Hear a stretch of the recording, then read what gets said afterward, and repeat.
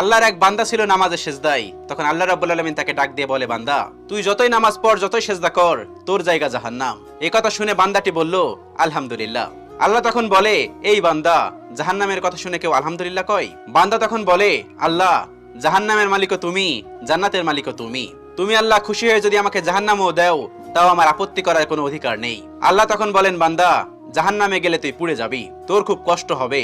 বান্দা তখন বলতেছে, আল্লাহ, কষ্ট শুধু আমার হবে না, তোমারও হবে। আল্লাহ তখন বলতেছে, বান্দা, তুই পুড়বি জাহান্নামের আগুনে, আমার কষ্ট হবে কেন?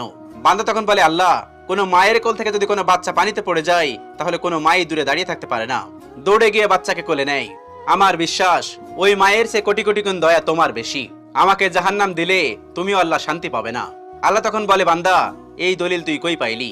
বান্দা তখন বলে, আল্লাহ, আমাদের জাতির পিতা ইব্রাহিম আলাইহিস সালাম তোমার প্রেম মুখে নিয়ে যখন নমরুদের আগুনে পড়ে গেল, তার আগেই তুমি বলে দিলে